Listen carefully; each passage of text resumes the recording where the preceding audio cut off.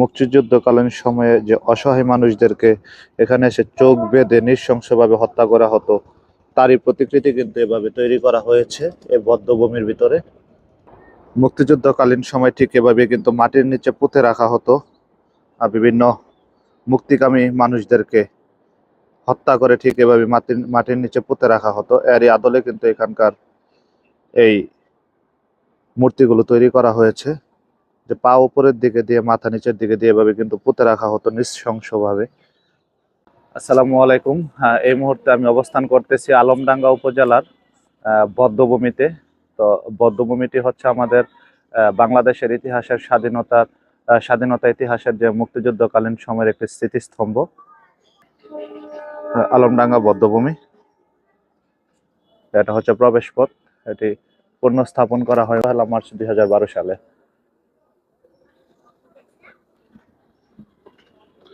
তো এই বধ্যভূমি মূল ফটকটি কিন্তু প্রতিদিন বিকাল 4টার পরে সবার জন্য উন্মুক্ত করা হয়, এবং এখানে প্রবেশের জন্য কিন্তু কোনো টাকা লাগে না। এই স্মৃতিস্তম্ভের ভিতরে কি আছে চলেন আপনাদেরকে ঘুরে দেখাই। এই বধ্যভূমিটি কিন্তু ইতিহাসের আমাদের স্বাধীনতা ইতিহাসের খুব সুন্দর একটি নিদর্শন এখানে বধ্যভূমি। 1971 সালের মুক্তিযুদ্ধকালীন সময় খুবই গুরুত্বপূর্ণ একটি স্থান কিন্তু ছিল এই চুয়াডাঙ্গা আলমডাঙ্গা। এখানে পাকিস্তানি হানাদার বাহিনীরা এখানকার নিরস্ত্র মানুষদেরকে ধরে নিয়ে এসে ঠিক এই জায়গাটিতে কিন্তু তারা নৃশংসভাবে হত্যা করত এবং লাইনে দাঁড়িয়ে গুলি করে কিন্তু এখানে তাদেরকে পুঁতে রাখা হতো। তো এই স্থানটি তখনকার সময় একটি মৃত্যুকূপ এবং সবচেয়ে ভয়ানক একটি জায়গা। সেই জায়গাটিতে আজকে আমরা আসছি ভ্রমণ করার জন্য। তো আপনাদের সাথে শেয়ার করব এই আলমডাঙ্গার বধ্যভূমি এতে কি কি আছে এবং সুন্দর জায়গাগুলো আপনাদেরকে দেখাবো এখানকার।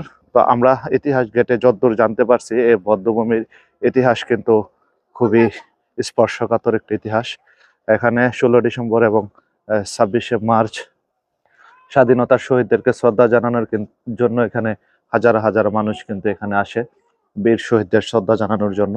তো আমি যে পাশটিতে এখন হাঁটতেছি, এটি কিন্তু বধ্যভূমির যে মূল ফটক, এই মূল ফটকের সাইড দিয়ে হেঁটে কিন্তু আমি যাচ্ছি এখন।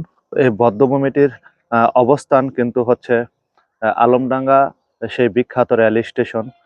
আপনারা যারা জানেন ইতিহাসের সর্বপ্রথম যে রেল স্টেশন, বাংলাদেশের সর্বপ্রথম রেল স্টেশন, যেটি দোতলা বিশিষ্ট এবং ব্রিটিশ আমলে তৈরি করা রেল স্টেশন। এই রেল স্টেশনের ঠিক পাশেই কিন্তু এই বধ্যভূমিটি অবস্থিত, এবং এই বধ্যভূমিতে কিন্তু বাংলাদেশের বিভিন্ন জায়গা থেকে দর্শনার্থী আসে। এই যে হচ্ছে বধ্যভূমির যে মূল ফটক। তো মূল ফটকে প্রবেশের সময় কিন্তু আমরা এইসব বিভিন্ন মূর্তি দেখতে পাই।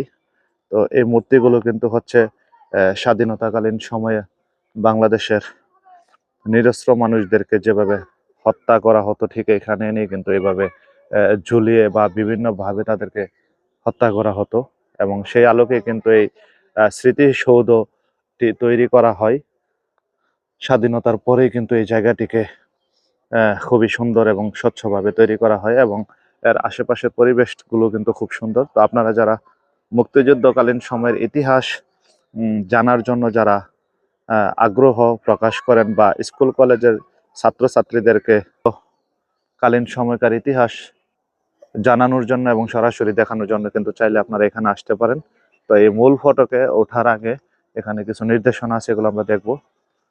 আপনারা সবাই কিন্তু জানেন স্মৃতিসৌধে বা শহীদ মিনারে কিন্তু জুতা নিয়ে ওঠা যায় না। তো এখানে আমাদের মা বোনদেরকে ঠিক এভাবে তাদের ইজ্জত লুণ্ঠন করে মেরে রাখা হতো তখনকার আমলের 1971 সালের যে পাকিস্তান হানাদার বাহিনী,